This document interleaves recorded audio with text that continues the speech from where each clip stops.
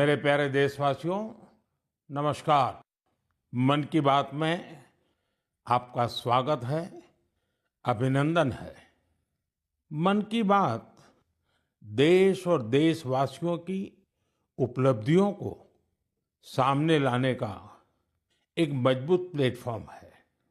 देश ने ऐसी ही उपलब्धि अभी दिल्ली में हुई ग्लोबल एआई इम्पैक्ट समिट के दौरान देखी।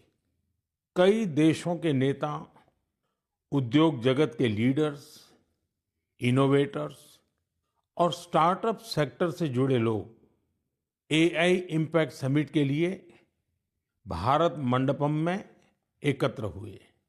आने वाले समय में एआई की शक्ति का उपयोग दुनिया किस प्रकार करेगी, इस दिशा में यह समिट एक टर्निंग पॉइंट साबित हुई है। साथियों, समिट में मुझे वर्ल्ड लीडर्स और टेक सीईओ से मिलने का भी अवसर मिला।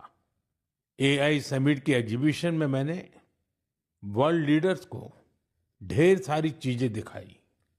मैं दो बातों का विशेष रूप से उल्लेख करना चाहता हूं। समिट में इन दो प्रोडक्ट्स ने दुनिया भर के लीडर्स को बहुत प्रभावित किया। पहला प्रोडक्ट अमूल के बूथ पर था। इसमें बताया गया कि कैसे एआई जानवरों का इलाज करने में हमारी मदद कर रही है और कैसे 24/7 एआई असिस्टेंट की मदद से किसान अपनी डेयरी और जानवर का हिसाब रखते हैं। साथियों, दूसरा प्रोडक्ट हमारी संस्कृति से संबंधित था। दुनिया भर के लीडर्स ये देखकर हैरत में पड़ गए कि कैसे एआई की मदद से हम हमारे प्राचीन ग्रंथों को, हमारे प्राचीन ज्ञान को, हमारी पांडुलिपियों को संरक्षित कर रहे हैं, आज की जनरेशन के अनुरूप ढाल रहे हैं। साथियों, एग्जीबिशन के दौरान डिस्प्ले के लिए सुश्रुत संहिता का चयन किया गया। पहले स्टेप में दिखाया गया कि कैसे टेक्नोलॉजी की मदद से हम पांडुलिपियों की इमेज क्वालिटी सुधारकर उन्हें पढ़ने लायक बना रहे हैं। सेकंड स्टेप में इस इमेज को मशीन के पढ़ने लायक टेक्स्ट में बदला गया। अगले स्टेप में मशीन रीडेबल टेक्स्ट को एक एआई अवतार ने पढ़ा और फिर अगले स्टेप में हमने ये भी दिखाया कि कैसे टेक्नोलॉजी से ये अनमोल भारतीय ज्ञान इंडियन लैंग्वेजेस और विदेशी भाषाओं में ट्रांसलेट किया जा सकता है। भारत के प्राचीन ज्ञान को आधुनिक अवतार के माध्यम से जानने में वर्ल्ड लीडर्स ने बहुत दिलचस्पी दिखाई। साथियों, इस समिट में दुनिया को एआई के क्षेत्र में भारत की अद्भुत क्षमताएं देखने को मिली है। इस दौरान भारत ने 3 made in India AI model भी लॉन्च किए। ये अपने आप में अब तक की सबसे बड़ी एआई समिट रही है। इस समिट को लेकर युवाओं का जोश और उत्साह देखते ही बन रहा था। मैं सभी देशवासियों को इस समिट की सफलता की बधाई देता हूं। साथियों, मैं अक्सर कहता हूं, जो खेले वो खिले। खेल हमें जोड़ता भी है। आजकल आप T20 वर्ल्ड कप के मैच देख रहे होंगे और मुझे पक्का विश्वास है कि मैच देखते हुए कई बार आंखें किसी खास खिलाड़ी पर टिक जाती होंगी। जर्सी किसी और देश की होती है, लेकिन नाम सुनकर लगता है कि अरे, ये तो अपने देश का है। तब दिल के किसी कोने में एक हल्की सी खुशी आती है, क्योंकि वो खिलाड़ी भारतीय मूल का होता है और वो उस देश के लिए खेल रहा होता है जहां उसका परिवार बस गया है। वे अपने अपने देशों की जर्सी पहनकर मैदान में उतरते हैं, पूरे मन से उस देश का प्रतिनिधित्व करते हैं। कनाडा की टीम में सबसे ज्यादा भारतीय मूल के खिलाड़ी हैं। टीम के कप्तान दिलप्रीत बाजवा का जन्म पंजाब के गुरदासपुर में हुआ था। नवनीत धालीवाल चंडीगढ़ के हैं। इस लिस्ट में हर्ष ठाकर, श्रेयस मोवा जैसे कई नाम हैं जो कनाडा के साथ साथ भारत का भी गौरव बढ़ा रहे हैं। अमेरिका की टीम में कई चेहरे भारत के घरेलू क्रिकेट से निकले हुए हैं। अमेरिकी टीम के कप्तान मोनांग पटेल गुजरात की अंडर 16 और अंडर 18 टीम के लिए भी खेल चुके हैं। मुंबई के सौरभ, हरमीत सिंह, दिल्ली के मिलिंद कुमार, ये सब अमेरिकी टीम के शान है। ओमान की टीम में आज कई चेहरे हैं जो पहले भारत के अलग अलग राज्यों में खेल चुके हैं। जतिंदर सिंह, विनायक शुक्ला, करण, जय, आशीष जैसे खिलाड़ी ओमान क्रिकेट की मजबूत कड़ी है।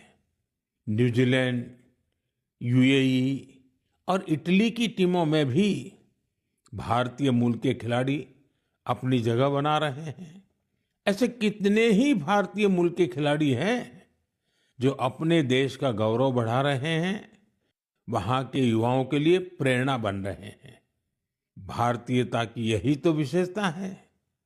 भारतीय जहां भी जाते हैं अपनी मातृभूमि की जड़ों से जुड़े रहते हैं और अपनी कर्मभूमि यानी जिस देश में रहते हैं उसके विकास में भी सहयोग करते हैं।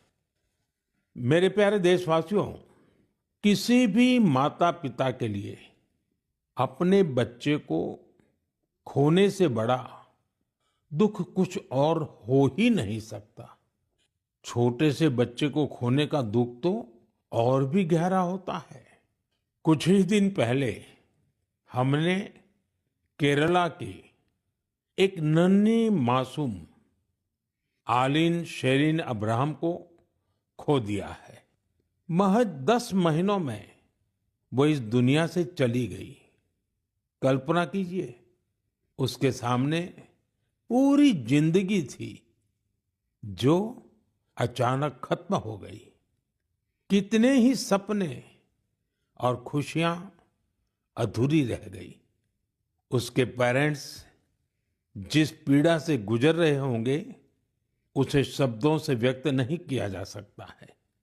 लेकिन इतने गहरे दर्द के बीच भी आलिन के पिता अरुण अब्राहम और मां शेरिन ने एक ऐसा फैसला लिया जिससे हर देशवासी का हृदय उनके प्रति सम्मान से भर गया है।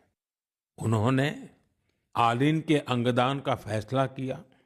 इस एक फैसले से पता चलता है कि उनकी सोच कितनी बड़ी है और व्यक्तित्व कितना विशाल।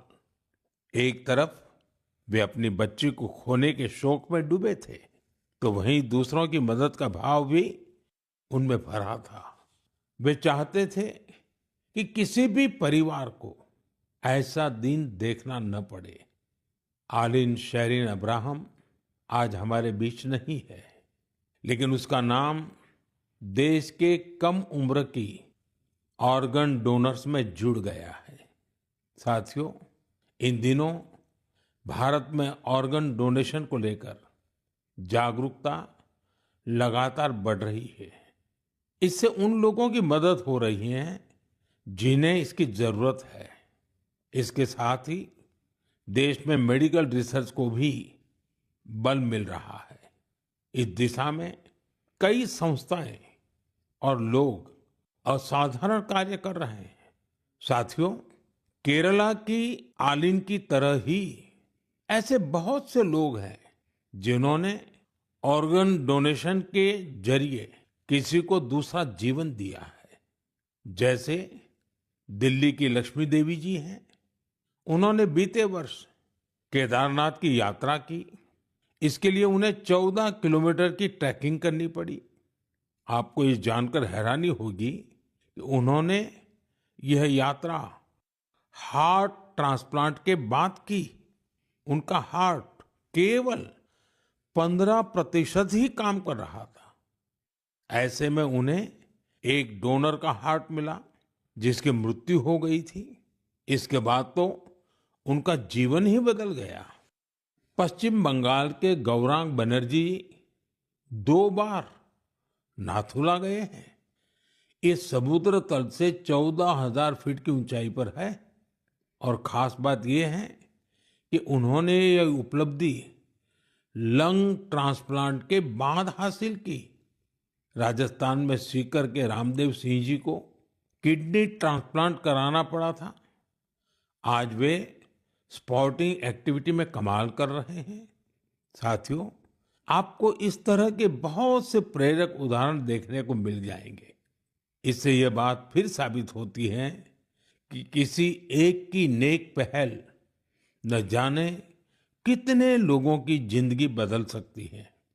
मैं उन सभी लोगों के हृदय से सराहना करता हूं जिन्होंने ऐसे नेक कार्य किए हैं। मेरे प्यारे देशवासियों, आजादी के अमृत महोत्सव के दौरान मैंने लाल किले से पंच प्राणों की बात कही थी। उनमें से एक है गुलामी की मानसिकता से मुक्ति। आज देश गुलामी के प्रतीकों को पीछे छोड़कर भारत की संस्कृति से जुड़ी चीजों को महत्व देने लगा है। इस दिशा में हमारे राष्ट्रपति भवन ने भी एक महत्वपूर्ण कदम उठाया है। कल यानी 23 फरवरी को राष्ट्रपति भवन में राजाजी उत्सव मनाया जाएगा। इस अवसर पर राष्ट्रपति भवन के केंद्रीय प्रांगण में श्री राजगोपालाचारी जी की प्रतिमा का अनावरण किया जाएगा। वे स्वतंत्र भारत के पहले भारतीय गवर्नर जनरल थे। वे उन लोगों में थे जिन्होंने सत्ता को पद की तरह नहीं, सेवा की तरह देखा। सार्वजनिक जीवन में उनका आचरण, आत्मसंयम और स्वतंत्र चिंतन आज भी हमें प्रेरित करता है। दुर्भाग्य से आजादी के बाद भी राष्ट्रपति भवन में ब्रिटिश प्रशासकों की मूर्तियां तो लगी रहने दी गई, लेकिन देश के महान सपूतों को जगह नहीं दी गई। ब्रिटिश आर्किटेक्ट एडविन लुटियंस की प्रतिमा भी राष्ट्रपति भवन में लगी हुई थी। अब इस प्रतिमा के स्थान पर राजा जी की प्रतिमा लगाई जाएगी। राजा जी उत्सव के दौरान राजगोपालाचारी जी पर आधारित प्रदर्शनी भी लगेगी। ये प्रदर्शनी 24 फरवरी से 1 मार्च तक चलेगी।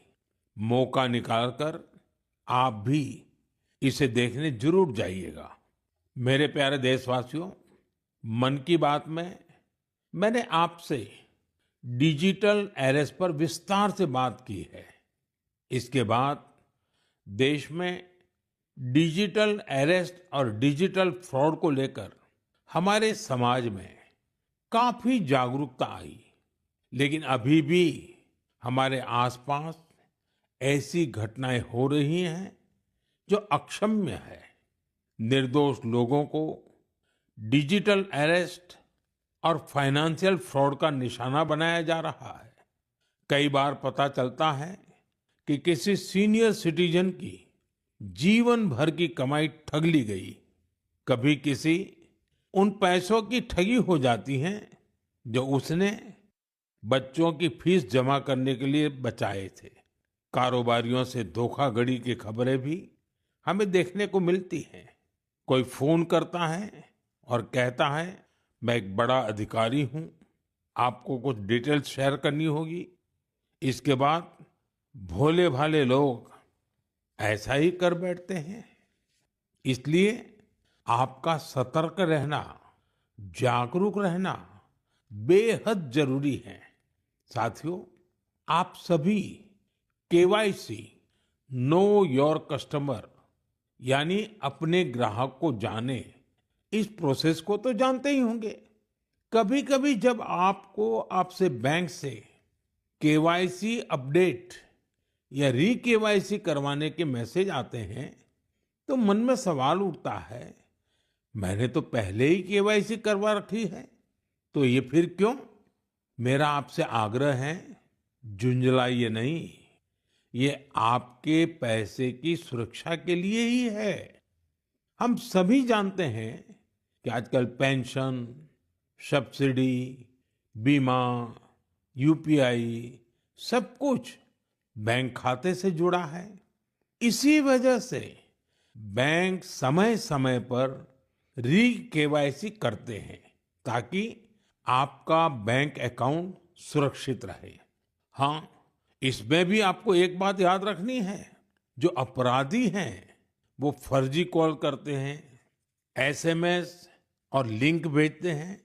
इसलिए हमें सतर्क रहना है और ऐसे धोखेबाजों के झांसे में नहीं आना है। केवाईसी या री केवाईसी केवल अपने बैंक की शाखा या आधिकारिक ऐप और ऑथराइज्ड मीडियम से ही कराएं। ओटीपी, आधार नंबर या बैंक खाते संबंधी जानकारी किसी को भी न दें। और सबसे अहम बात, अपने पासवर्ड को समय समय पर जरूर बदलते रहें। जैसे हर मौसम के साथ खान पान बदल जाता है, पहनावा भी बदल जाता है, वैसे ही नियम बना लीजिए कि हर कुछ दिन में आपको अपना पासवर्ड भी बदल लेना है। साथियों, हाल ही में भारतीय रिजर्व बैंक ने इन्हीं विषयों पर वित्तीय साक्षरता सप्ताह का आयोजन किया था। वित्तीय साक्षरता का ये अभियान अब पूरे वर्ष जारी रहेगा। इसलिए भारतीय रिजर्व बैंक के मैसेज का ध्यान रखें और अपनी केवाईसी अपडेटेड रखें। याद रखिए, सही केवाईसी, समय पर री केवाईसी, करे खाता सुरक्षित, बने सशक्त नागरिक, क्योंकि सशक्त नागरिकों से ही बनता है मजबूत और आत्मनिर्भर भारत। मेरे प्यारे देशवासियों, हमारे किसान केवल अन्नदाता नहीं हैं, वे धरती के सच्चे साधक हैं। मिट्टी को सोना बनाना क्या होता है, ये कोई हमारे किसानों से सीखे। और हमारा आज का किसान तो परंपरा और टेक्नोलॉजी दोनों को साथ लेकर चल रहा है। और मुझे ये देखकर खुशी होती है कि हमारे किसान अब सिर्फ उत्पादन नहीं, बल्कि गुणवत्ता, वैल्यू एडिशन और नए बाजारों पर भी ध्यान दे रहे हैं। ओडिशा में हिरोत पटेल नाम के एक युवा किसान से जुड़ी जानकारी वाकई बहुत प्रेरक है।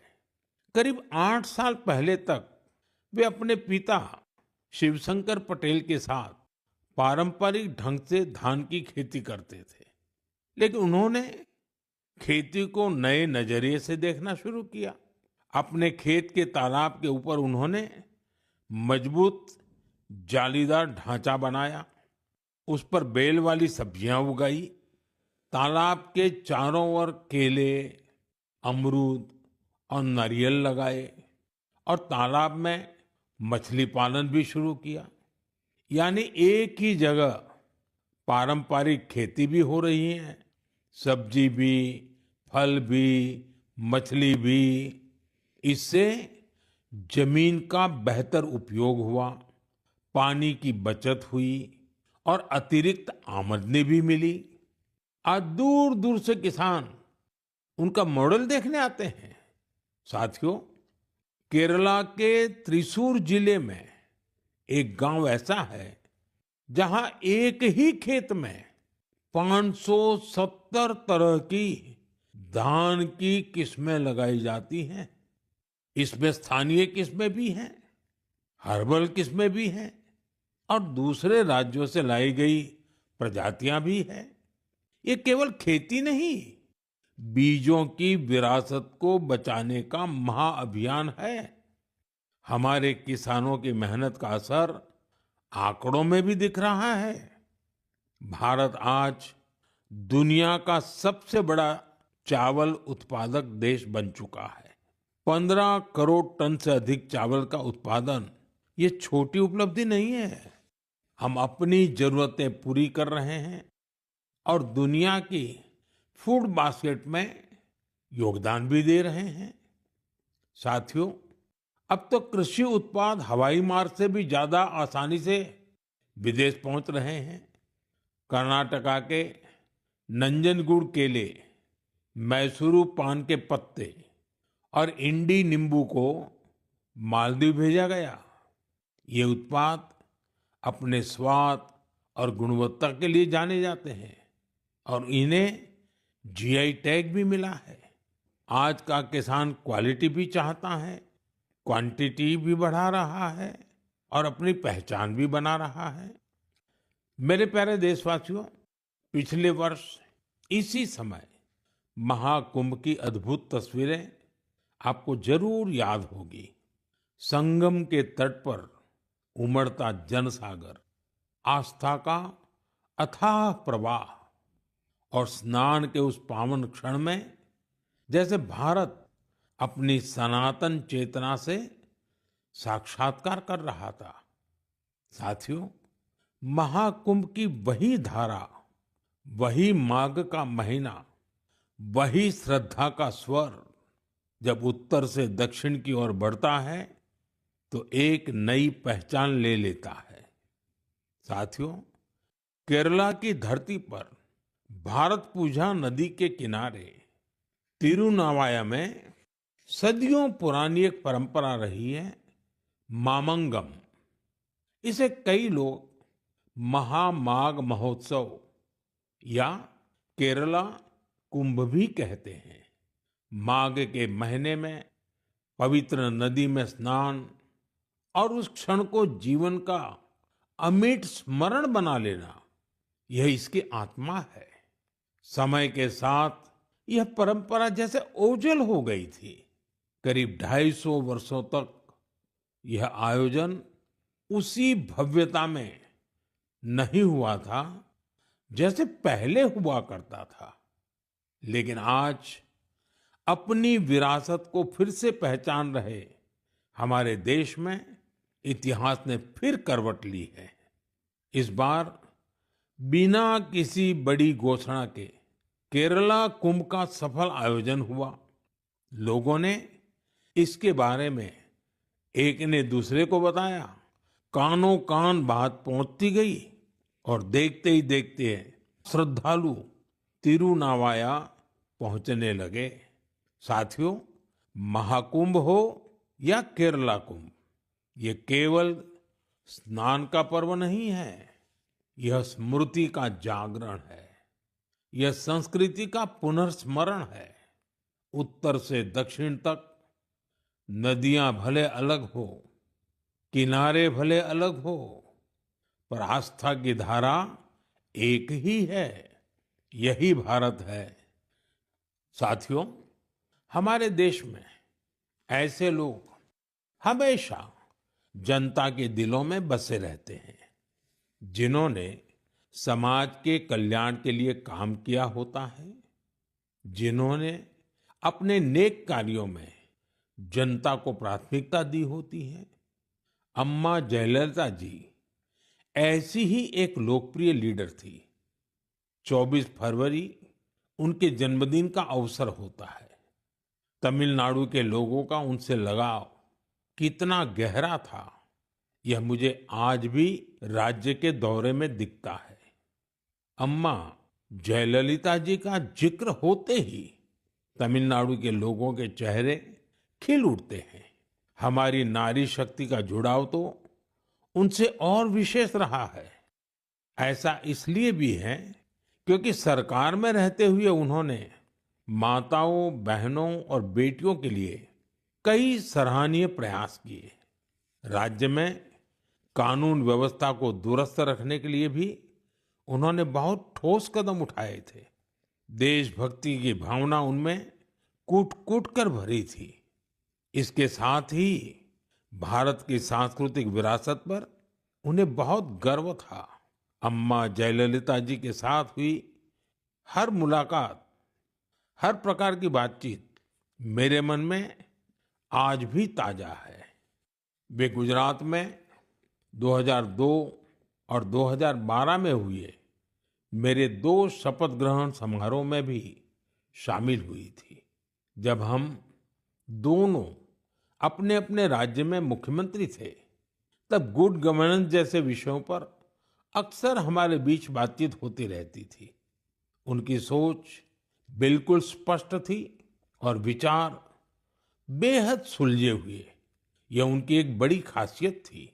कई वर्ष पहले उन्होंने पोंगल के पावन अवसर पर मुझे लंच के लिए चेन्नई आमंत्रित किया था। स्नेह से भरा उनका वो भाव मेरे लिए अविस्मरणीय रहेगा। एक बार फिर मैं उन्हें विनम्र श्रद्धांजलि अर्पित करता हूँ। जयललिता अवरगड़क येन निनैवांजलिगल समुदाय तीर्क अवर अट्रिय सेवई एंड्रुम निनैविल इरुक्कुम।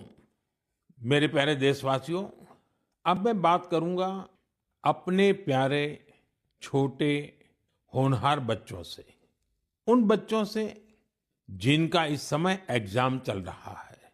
मुझे उम्मीद है आपने इस महीने की शुरुआत में परीक्षा पे चर्चा देखी होगी और आपको उससे कुछ सीखने को भी मिला होगा। लेकिन मैं फिर भी पूछूंगा, पढ़ाई की ज्यादा टेंशन तो नहीं ले रहे हैं ना आप? मेरे प्यारे बच्चों, आप तो एग्जाम वॉरियर है। मुझे विश्वास है आप सभी पूरे मन से इम्तिहान की तैयारियों में लगे होंगे। हाँ, ऐसे समय में मन में थोड़ी शंका आना भी स्वाभाविक है। कभी लगता है सब याद रहेगा या नहीं रहेगा, कभी लगता है समय कम तो नहीं पड़ जाएगा ना। ये भाव हर पीढ़ी के बच्चों ने महसूस किए हैं। आप अकेले नहीं हैं।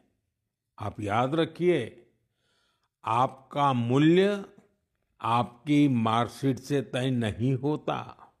इसलिए खुद पर भरोसा रखिए। जो पढ़ा है उसे पूरे मन से लिखिए और जो नहीं आया उस एक सवाल को अपने मन पर हावी मत होने दीजिए। और एक बात, अपने माता पिता और शिक्षकों से बात करते रहिए। वे आपके नंबरों से नहीं, आपके प्रयास से आपकी पहचान करते हैं। वो आपकी मेहनत से खुश रहते हैं। मुझे पूरा भरोसा है कि आप परीक्षा में भी सफल होंगे और अपने जीवन में भी सफलता की नई ऊंचाई प्राप्त करेंगे। साथियों, इन दिनों रमजान चल रहा है। मैं इस पवित्र महीने के लिए सभी को शुभकामनाएं देता हूं। कुछ ही दिनों बाद होली का पर्व भी आ रहा है, यानी रंग, गुलाल और हंसी खुशी से भरा समय दस्तक देने वाला है। आप सभी अपने परिवार और अपनों के साथ खुशी के साथ सारे त्योहार मनाएं। और हाँ, कुछ मंत्र हमेशा याद रखें, जैसे वोकल फॉर लोकल। हमारे होली के त्योहारों में या अन्य कोई भी त्योहार में अनेक ऐसे साजो सामान घुस गए हैं जो विदेशी हैं। इन्हें त्योहारों से दूर रखिए, होली से भी दूर रखिए, स्वदेशी अपनाइए। जब आप स्वदेशी खरीदते हैं तो देश को आत्मनिर्भर बनाने के अभियान में भी मदद करते हैं। साथियों, मुझे हर महीने मन की बात के लिए आपके ढेरों सुझाव मिलते हैं। आपके भेजे गए संदेशों से हमें देश के कोने कोने में छिपी अद्भुत प्रतिभाओं के बारे में पता चलता है। निजी स्वार्थ से उठकर समाज के लिए कुछ करने की अनेक प्रेरणादायी गाथाएं आपके माध्यम से देश भर के लोगों तक पहुंची हैं। आप ऐसे ही